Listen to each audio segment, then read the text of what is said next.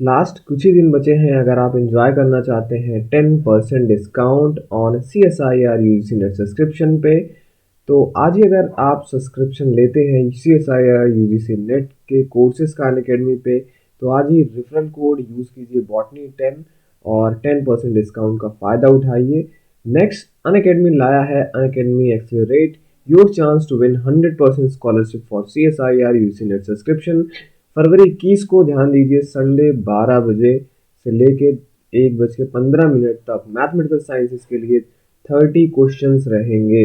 वहाँ पे आपके चांसेस हैं कि आप अगर रैंक 1 लाते हैं, रैंक 1 रैंक 2 को 100% स्कॉलरशिप मिलेगा सब्सक्रिप्शन पे, रैंक 3 से रैंक 10 को मिलेगा 75% स्कॉलरशिप ऑन सब्सक्रिप्शन, रैंक 11 से अगर आपको 35 तक आता है तो आपको 50% का स्कॉलरशिप मिलेगा सब्सक्रिप्शन पे, और रैंक 36 से लेकर रैंक 150 तक को 25% स्कॉलरशिप मिलेगा सब्सक्रिप्शन पे। तो आज ही एनरोल कीजिए अनअकैडमी एक्सेलरेट के लिए। कुछ टर्म्स एंड कंडीशन हैं, आप ध्यान में रखिएगा। स्कॉलरशिप जो होगा आपको 7 दिन के अंदर अवेल कराना होगा। स्कॉलरशिप जो होगा केवल आपको ऑफर किया जाएगा 6 मंथ के या उससे हायर ड्यूरेशन के सब्सक्रिप्शन पे। स्कॉलरशिप जो है वो केवल प्लस सब्सक्रिप्शन पे आपको ऑफर किया जाएगा, आइकॉनिक सब्सक्रिप्शन पे नहीं। Further no additional code based discount can be applied on top of the scholarship. कोई आप एडिशनल डिस्काउंट नहीं ले सकते हैं इसके ऊपर। The scholarship are not available to plus learner. जो अभी के प्लस लर्नर्स है ये उनके लिए नहीं है। A free learner can avail of a scholarship only once in 180 days. कोई भी जो फ्री लर्नर है वो इसका स्कॉलरशिप का केवल 180 डेज में एक ही बार अवेल करा सकता है। ओके, तो इसका लिंक जो है इस वीडियो के डिस्क्रिप्शन में, आप वहाँ पे जाके इसके लिए एनरोल कर सकते हैं। रैंक अच्छा लाइए और एंजॉय कीजिए स्कॉलरशिप का। प्लस अनअकैडमी प्रेजेंट कर रहा है आइकॉनिक सब्सक्रिप्शन के लिए CSIR UGC नेट के लिए। इस your CSIR UGC net preparation with Unacademy plus और अनअकैडमी आइकॉनिक सब्सक्रिप्शन। प्लस और आइकॉनिक में अंतर क्या है? दोनों में आपको लाइव क्लासेस मिलेंगे, दोनों में टेस्ट सीरीज है, दोनों में अनलिमिटेड प्रैक्टिस मिलता है, स्ट्रक्चर शेड्यूल वहाँ पे मिलता है। पर जो आइकॉनिक सब्सक्रिप्शन को यूनिक बनाते हैं ये है इनका पर्सनल कोच आपको दिया जाता है आइकॉनिक में, study planner and biweekly reviews, study booster sessions होंगे, पर्सनलाइज्ड डाउट सॉल्विंग होता है, SOP एंड इंटरव्यू प्रिपरेशन भी कराया जाता है, और प्रिपरेटरी स्टडी मटेरियल भी आपको वहाँ पे प्रोवाइड कराया जाता है। तो आज ही अगर आप इंटरेस्टेड हैं तो आइकॉनिक सब्सक्रिप्शन पे के लिए जरूर जाइए। इसका भी लिंक जो है इस वीडियो के डिस्क्रिप्शन में आपको मिलेगा। Hello friends, welcome to channel masters of botany again. मैं हूं आपका दोस्त विनय कुमार सिंह। हम BHU के 2008 से लेकर 2020 तक के जो क्वेश्चंस आए हुए हैं इकोलॉजी पोर्शन से वो सॉल्व करा रहे थे, और हमने 100 क्वेश्चन का आपका आंसर्स और उसके एक्सप्लेनेशन आपको प्रोवाइड कर दिए हैं 7 पार्ट्स में। उसके सारे वीडियोस मैं अपलोड कर चुका हूं, मेरे चैनल पे है सारे वीडियोस, आप देख सकते हैं। अब इस वीडियो में आज हम बात करते हैं पार्ट 8, जहाँ पे हम क्वेश्चन नंबर 101 टू 115 तक का कवर करेंगे। ओके, सबसे पहले क्वेश्चन पे चलते हैं। पूछा है आपसे, species diversity generally increases as one proceed from. कह रहा है स्पीसीज डाइवर्सिटी जनरली बढ़ती जाती है अगर कोई चलता है कहाँ से? High altitude to low altitude, और low altitude to high latitude, B low altitude to high altitude, and high altitude to low altitude latitude, C low altitude to high altitude and from low latitude to high latitude, D high altitude to low altitude and from high latitude to low latitude। तो यहाँ पे दो चीज़ें आपको बहुत अच्छे से clear होनी चाहिए। फर्स्ट थिंग कि एल्टीट्यूड क्या है। तो जो सी लेवल से हाई राइज होता है वो आपका एल्टीट्यूड कहलाता है। जैसे मान लीजिए आप अगर वेस्ट बंगाल के रहने वाले हैं तो वहाँ पे सी लेवल से उसका हाइट जो है ज़मीन का वो कुछ और होगा, उत्तर प्रदेश के हैं तो कुछ और होगा, उत्तराखंड में रहते हैं तो कुछ और होगा। तो हर जगह का जो भी हमारा लैंड सरफेस है वो बराबर नहीं है, और इसी वजह से एल्टीट्यूड का डिफरेंस आता है, और उसके साथ साथ वेजिटेशन भी चेंज होती है, स्पीसीज डाइवर्सिटी भी चेंज होती है। ठीक, और वहीं अगर हम बात करें लैटिट्यूड की तो ये दोनों आपको कॉम्बिनेशन में याद रखना होगा, लैटिट्यूड और लॉन्गिट्यूड क्या होता है। ठीक, जब हम इक्वेटर से नॉर्थ या साउथ की तरफ बढ़ते हैं तो वो हमारा क्या कहलाता है, लैटिट्यूड। और अगर हम ईस्ट टू वेस्ट देखते हैं तो वो हमारा क्या कहलाता है, लॉन्गिट्यूड। ये भी डिग्रीज में है, 0 डिग्री तो ऐसे ऐसे करके बटा हुआ है। तो स्पीसीज डाइवर्सिटी जो है बढ़ती जाती है अगर आप हाई एल्टीट्यूड से लो एल्टीट्यूड पे जाते हैं। ऐसा क्यों होता है? हाई एल्टीट्यूड पे एक्चुअली आप देखेंगे वहाँ पे बहुत ज़्यादा ठंड होता है। स्पीसीज जितना आप टॉप पे जाएंगे स्पीसीज वहाँ पे जो होता है कम होते हैं, ठीक। जब आप थोड़ा सा लो एल्टीट्यूड की तरफ जाते हैं तो आपको स्पीसीज डाइवर्सिटी जो है क्या मिलेगा, आपको बढ़ता हुआ मिलेगा। वहीं अगर लैटिट्यूड की बात करें तो ऐसे ही हाई लैटिट्यूड पे भी केस है। हाई लैटिट्यूड पे आप जाते हैं, हाई लैटिट्यूड मतलब पोलर रीजन्स की तरफ जब आप जाते हैं तब आपको स्पीसीज डाइवर्सिटी वहाँ पे कम मिलता है। वहीं आप जब लो लैटिट्यूड पे आते हैं तो आपको स्पीसीज डाइवर्सिटी ज़्यादा मिलता है। तो करेक्ट ऑप्शन क्या होगा, D. Species diversity generally increases as one proceeds from high altitude to low altitude and from high latitude to low latitude। यहाँ पे इस ग्राफ से आप देख सकते हैं ये लैटिट्यूड है, ये एल्टीट्यूड है, ये लैटिट्यूड है। जितना लैटिट्यूड बढ़ता जाएगा आपको स्पीसीज डाइवर्सिटी क्या होगा, कम होता जाएगा। ये ग्राफ है, कम होता जाता है, ठीक।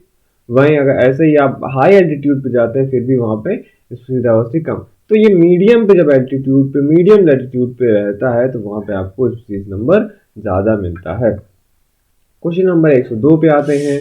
पूछा है आपसे the Ranthambore national park is located in. Ranthambore, अगर आप बेसिकली आप इंडिया से ही बिलोंग करते हैं तो आपको अगर थोड़ा सा नाम याद रहता है या आप कनेक्ट कर पाएंगे किसी नाम को किसी जगह प्लेस से तो आप देखेंगे रन जो चीज है, रन, ओके, थंबोर ये राजस्थान से ओरिजिनेटेड हुआ ही लगता है, ठीक। रणथंबोर, तो ऐसे ही जो भी आप नाम याद करिए उसको कनेक्ट कीजिए उस प्लेस से।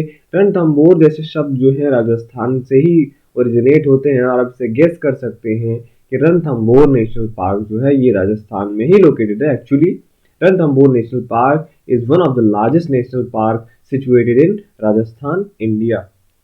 क्वेश्चन नंबर 103 पे आते हैं। Red data book is conserve with. मैं इसको पिछले वीडियो लेक्चर में पार्ट 7 में भी ये क्वेश्चन आया था, एक बार फिर से ये रिपीट हुआ है।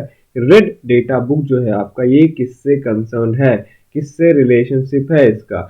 ये बना है फोटोसिंथेटिक लिटरेचर है ये under red and far red wavelength, और B pollution load generated by different industries, C scientific data of confidential nature, और D records of threatened and endangered species। Red data जो बुक है आपको पता है, मैंने आपको बताया था पिछले वीडियो में भी कि ये IUCN जो है वो पब्लिश करता है। और रेड डेटा बुक जो है ये रिकॉर्ड्स रखता है थ्रेटेंड एंड endangered species का, okay. The Red Data Book is a public document which is created for recording endangered and rare species of plants, animals, fungi, as well as some local subspecies which are present in a particular region. The Red Data Book helps us in providing complete information for research, studies, and also for monitoring the programs on rare and endangered species and their habitats. This book is mainly created to identify and protect those species which are on the verge of extension, जो extension के verge पे हैं वहाँ पे है, उनको identify करना, उनको प्रोटेक्ट करने का काम करता है। 104 पे आते हैं। फिर से क्वेश्चन रिपीट हुआ है। जो क्वेश्चन रिपीट हुए हैं वो BHU में दोबारा पूछे गए हैं, ऐसा नहीं है कि मैंने यहाँ पे डाल दिया है खुद से। जो क्वेश्चन यहाँ पे है सारे आए हुए हैं, दैट मीन्स वो रिपीटेड हैं। तो जो रेड डेटा बुक है वो किस लिए फेमस है? endangered plant and animals, endangered plants only, extinct plants and animals, extinct plants only। तो आप हमेशा से याद रखिए कि जो रेड डेटा बुक है वो एक्सटिंक्ट प्लांट या प्लांट एनिमल्स के लिए नहीं है। इंडेंजर्ड मतलब जो खतरे में है, तो ये केवल प्लांट्स के लिए नहीं है। The book is both concern for plants and animals, so the correct option will be A, endangered plant and animals. Explanation मैंने आपको वही बताया जो पिछले क्वेश्चन के लिए था।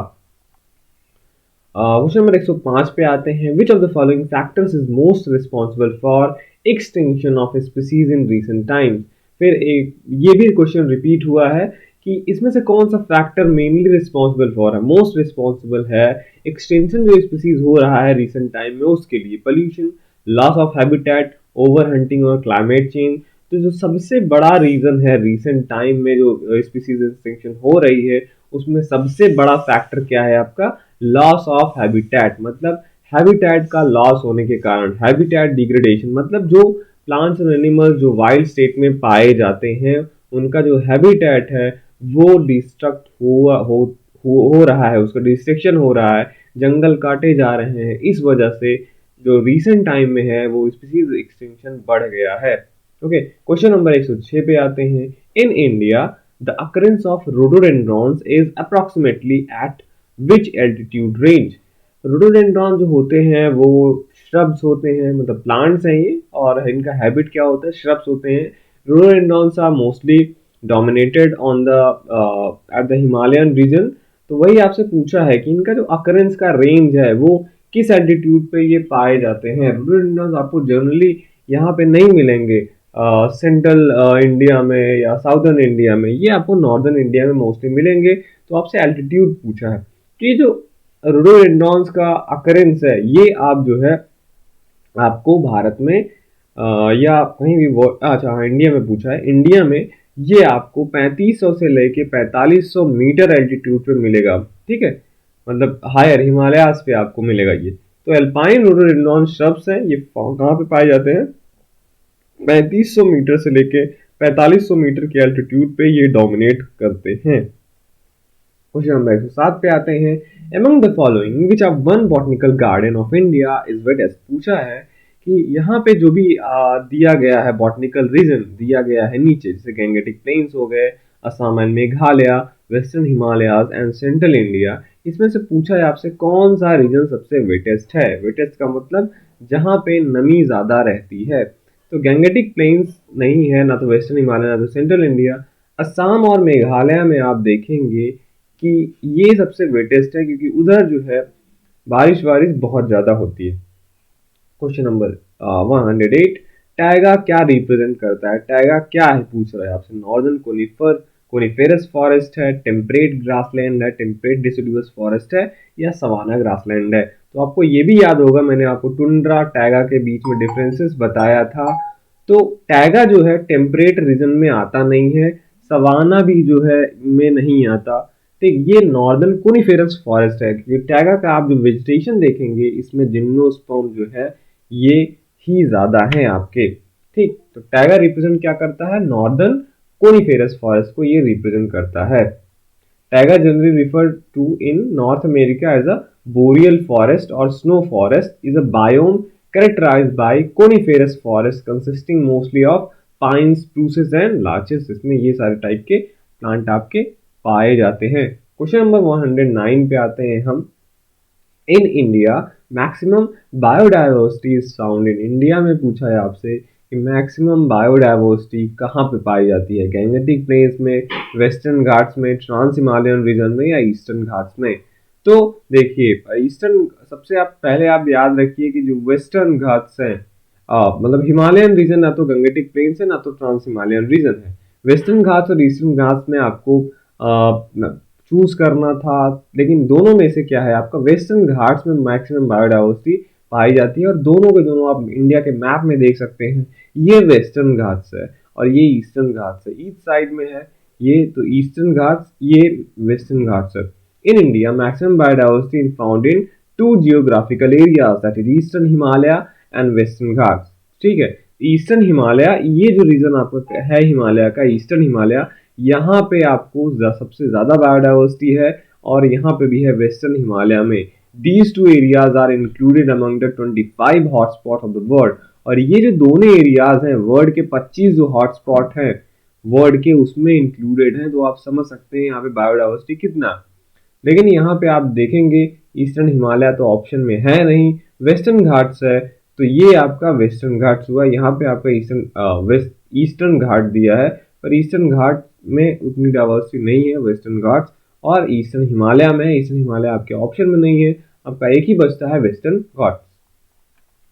क्वेश्चन नंबर 110 पे आते हैं। आपसे पूछा है एशियाटिक लायन जो है वाइल्ड में वो कहाँ पे पाए जाते हैं? गिर forest national park, Dudhwa national park, Kaziranga national park, या कान्हा नेशनल पार्क? तो जो एशियाटिक लायन है, मैं आपको बता दूं ये पूरे वर्ल्ड में जो है अभी भारत में गिर फॉरेस्ट नेशनल पार्क में ही पाए जाते हैं। इसका साइंटिफिक नाम पैंथेरा लियो लियो है। These populations are surviving today only in India. Since the turn of the 20th century, its range is restricted to Gir National Park and the surrounding areas in the Indian state of Gujarat. तो ये जो Asiatic lion है आपका, ये गुजरात के गिर national park में ही पाया जाता है और वर्ल्ड में कहीं नहीं पाया जाता है। Question number 111. Which national park is situated in Uttar Pradesh? Jim Corbett National Park, Dudhwa national park, गिर नेशनल पार्क या काजीरंगा नेशनल पार्क? तो आप हमेशा से याद रखिए, उत्तर प्रदेश में अभी एक नेशनल पार्क है और लगभग 23 या 26 वाइल्ड लाइफ सेंचुरीज हैं। तो दुधवा नेशनल पार्क उत्तर प्रदेश का फर्स्ट नेशनल पार्क है और अभी तक उत्तर प्रदेश में केवल एक ही नेशनल पार्क यही है ही, Dudhwa national park is a park in the Terai belt of Mashi grassland of northern Uttar Pradesh, India. It stretches over an area of 490 km square with a buffer zone of 190 km square. It is a part of Dudhwa Tiger Reserve in the Kheri and Lakhimpur district में ये है। Okay. Question number 112. On the basis of variation in mean temperature along latitude, कह रहा है कि mean temperature के variation के basis पे अलॉन्ग लैटिट्यूड पे जो मीन आपका टेम्परेचर वेरिएशन होता है उसके बेसिस पे ट्रॉपिकल रीजन किस पे आता है, किस लैटिट्यूड पे आता है। 0 degree to 20 degree latitude, 60 to 80 degree latitude, 20 to 40 degree latitude और 40 टू 60 डिग्री लैटिट्यूड।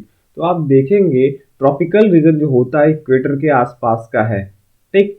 तो ये जो ट्रॉपिकल रीजन है क्वेश्चन के हिसाब से आप 0 टू 20 डिग्री लैटिट्यूड पे देखेंगे। ये 0 हुआ, 0 से 20 आप इधर जाएंगे तो ट्रॉपिकल जोन, 0 से 20 आप इधर जाएंगे तो ट्रॉपिकल जोन। उसके आगे टेम्परेट जोन आता है, ये लगभग होगा जैसे 30 से 60 फिगर में दिखाया गया है। तो 0 से 30 दोनों side both northern and southern portion आपका ट्रॉपिकल जोन कहलाता है। उससे ज़्यादा आप जाएंगे नॉर्थ में या साउथ में 30 टू 60 डिग्री तो टेम्परेट जोन आता है, यहाँ पे ठंडा क्लाइमेट रहता है। और 60 से ऊपर आप जाएंगे 60 टू 90 तो पोलर एरियाज ये हैं आपके, ठीक है। तो ऑप्शन क्या है ट्रॉपिकल जोन के लिए 0 टू 20। क्वेश्चन नंबर 113 पे आते हैं। मैन एंड बायोस्फीयर प्रोग्राम, जिस शॉर्ट फॉर्म में एमएबी भी बोला जाता है, ये किसने लॉन्च किया था? गवर्नमेंट ऑफ इंडिया ने, यूनेस्को ने, WWF ने या IUCN ने? तो जो यूनेस्को है, मैन एंड बायोस्फीयर प्रोग्राम जो है is an inter-governmental scientific program launched in 1971 by UNESCO that aims to establish a scientific basis for the improvement of relationship between people and their environment। तो आप हमेशा से याद रखिएगा जो मैन एंड बायोस्फीयर प्रोग्राम है वो यूनेस्को ने लॉन्च किया था। क्वेश्चन नंबर 114 पे आते हैं। The maximum stratification of plants is found in, maximum आपसे पूछा है स्ट्रेटिफिकेशन जो है वर्टिकल स्ट्रेटिफिकेशन वो कहाँ पे मिलता है? टेम्परेट फॉरेस्ट में, ट्रॉपिकल रेन फॉरेस्ट में, एल्पाइन फॉरेस्ट में या ट्रॉपिकल सभी फॉरेस्ट में? करेक्ट आंसर मैंने यहाँ पे लिखा नहीं है पर एक्चुअली बी होगा, ट्रॉपिकल रेन फॉरेस्ट, ठीक है। क्योंकि ट्रॉपिकल रेन फॉरेस्ट में आप देखेंगे ये डेंस फॉरेस्ट होते हैं, टेम्परेट वाले नहीं, ना तो एल्पाइन वाले ना ट्रॉपिकल सभी फॉरेस्ट की बात हो रही है। यहाँ पे ट्रॉपिकल रेन फॉरेस्ट की बात हो रही है। ट्रॉपिकल रेन फॉरेस्ट में बहुत बायोडाइवर्सिटी मिलती है आपकी और वहाँ पे प्लांट्स के लेयर होते हैं। पहले बात तो स्ट्रेटिफिकेशन क्या है? Stratification in the field of ecology refers to the vertical layering of habitat, the arrangement of vegetation in layers. It classifies the layers of vegetation largely according to the different heights to which their plants grow. The individual layers are inhabited by different animal and plant community, जिसे हम stratozones बोलते हैं। Rain forest are divided into different strata, तो rain forest जो है हम उनको different strata में डिवाइड कर सकते हैं या लेयर्स में, with vegetation organized into vertical pattern from the top of the soil to the canopy. Each layer is unique biotic community containing different plants and animals adapted for life in that particular strata. Only the emergent layer is unique to the tropical rainforest, while the others are also found in temperate rainforest. तो tropical rain forest के जैसा ही temperate rain forest है, पर बोला है यहाँ पे emergent जो लेयर्स हैं, ये जो इमर्जेंट लेयर्स आप देखते हैं ये ट्रॉपिकल रेन फॉरेस्ट का ही यूनिक फीचर है, वरना और जो सारे आपके लेयर्स हैं ये टेम्परेट रेन फॉरेस्ट में भी पाए जाते हैं। तो आप देखेंगे यहाँ पे देखिए seedlings, scattered herb and carpet rotting vegetation है, ये एक लेयर हो गया। फिर लो श्रब्स आते हैं, फिर टाल श्रब्स रहेंगे, under story of shorted trees रहेगी, फिर डेंस कैनोपी होगी लोअर ट्रीज का, फिर इमरजेंट ट्रीज। ये जो स्ट्रेटा है, डिफरेंट टाइप के स्ट्रेटा आपको मिलते हैं, तो ये मैक्सिमम स्ट्रेटिफिकेशन है, ये आपको ट्रॉपिकल रेन फॉरेस्ट में मिलता है।